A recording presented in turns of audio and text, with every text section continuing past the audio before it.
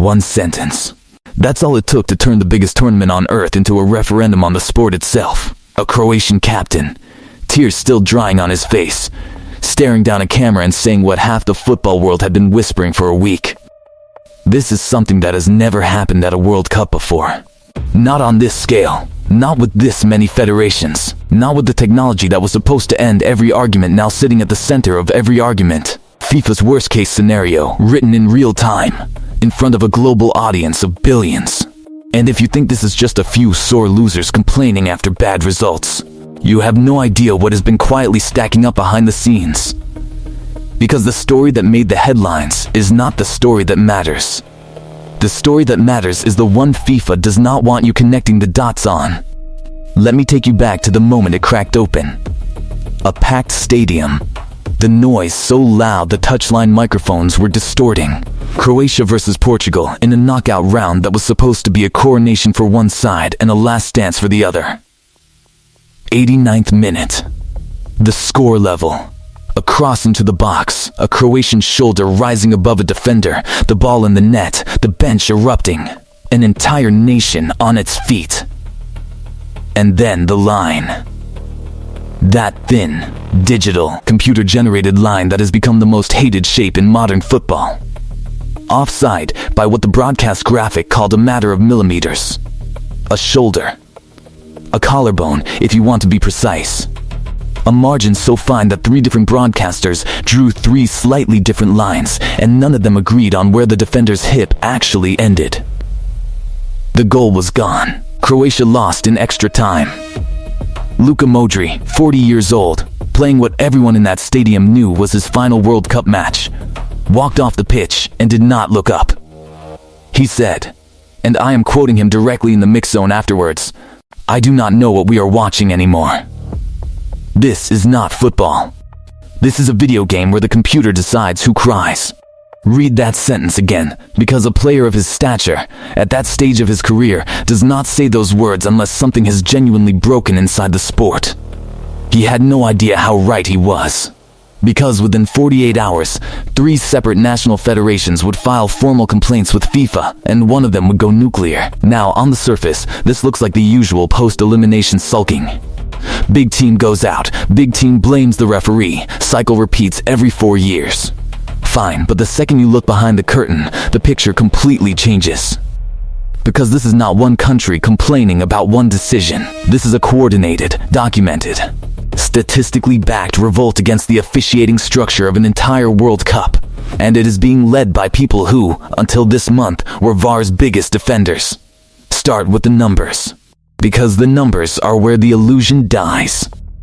Through the group stage and the round of 16 alone, this tournament has produced 47 VAR interventions that materially changed a scoreline, or a match state. 47.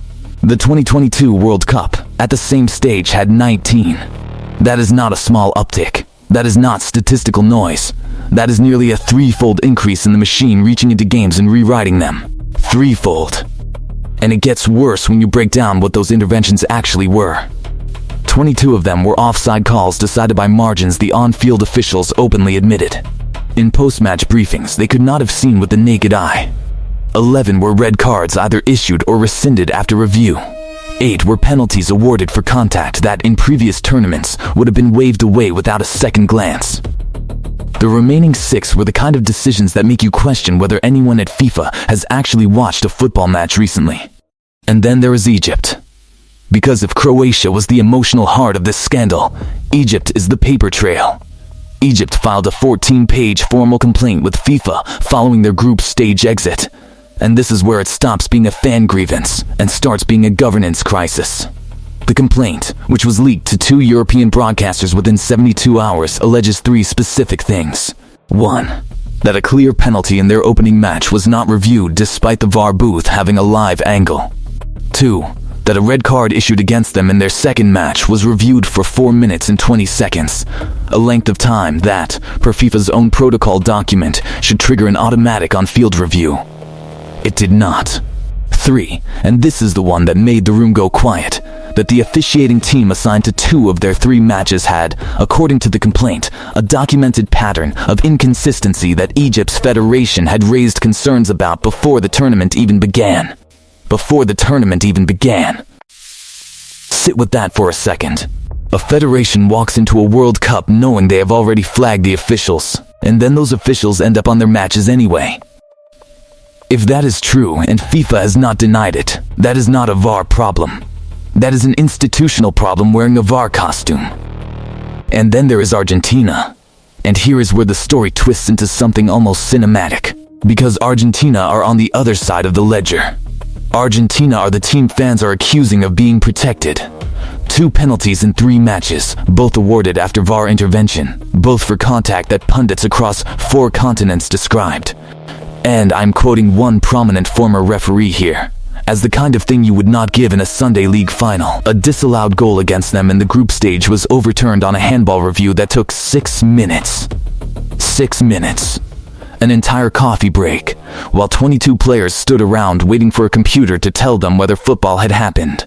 When your own sport's rhythm, the thing that makes it beautiful, the flow, the release, the roar, has to pause for 6 minutes so a room full of officials in another city can squint at a frozen frame, you are not watching football anymore. You are watching a courtroom with grass. Let me give you the cinematic detail that stuck with me. During that 6-minute review, the broadcast cut to the Argentine goalkeeper. He was sitting on the ground, not standing, not stretching, not talking to his defenders. Sitting, legs out in front of him, head tilted back, staring at the sky like a man waiting for a bus. If you do not know the name, you know the look. It is the look of a professional athlete who is completely disengaged from the moment, because the moment has been taken away from him. That is what VAR has done to the emotional temperature of these matches. It has taught players to stop celebrating, stop reacting, stop feeling anything until the machine gives permission. And here is the historical context that should terrify anyone who loves this game.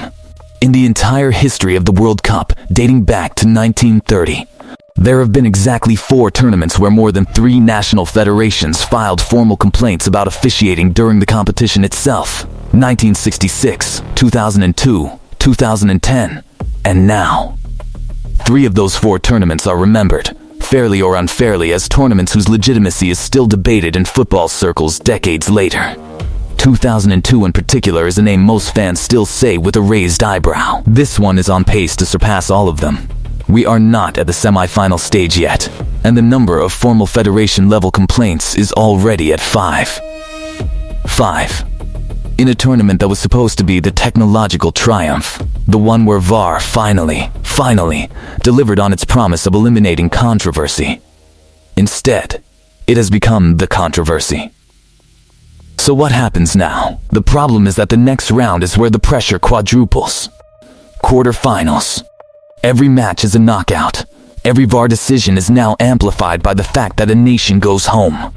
FIFA has, according to reporting from 3 separate outlets, convened an emergency review of their officiating protocols mid-tournament, which is something that, historically, they do not do. They do not admit fault in the middle of the show. The fact that they are even having the meeting is a tell. And over the next 3 weeks, every 50-50 decision, every offside line, every handball review is going to be scrutinized not just by fans, but by federations who now know that filing a complaint actually gets a response. The genie is out. You cannot put it back. Let me be fair for a second, because this channel does not deal in fantasy. It is entirely possible that VAR, on the aggregate, is still getting more decisions right than wrong. It is entirely possible that the outrage is amplified by social media in a way that previous tournaments never had to deal with. It is entirely possible that Croatia was, in fact, offside by a collarbone, and the technology did exactly what it was designed to do. But that is exactly what makes it a nightmare instead of a footnote. Because if the technology is working correctly, and the sport still feels this broken, then the problem is no longer technical. The problem is philosophical. The problem is that football was never supposed to be decided by collarbones. It was supposed to be decided by feet, and heads, and hearts, and the kind of margins that a human eye could see and a human crowd could react to in real time. VAR was sold to us as a shield against injustice. It has become a magnifying glass on every imperfection the sport ever had. Brick by brick, review by review, frozen frame by frozen frame. The emotional architecture of football is being disassembled in front of us. And the people doing the disassembling are the same people who promised us they were here to protect it. That is the thesis. That is the story behind the story. Not that VAR made a bad call. Not that one team got robbed. But that the entire relationship between the sport and its officiating apparatus has fundamentally shifted. And the tournament we are watching right now is the moment that shift became impossible to ignore. 47 interventions, 5 federation complaints, 1 emergency review, and a 40-year-old captain walking off a pitch for the last time, telling the world he does not recognize the game anymore. Now, I want to hear from you.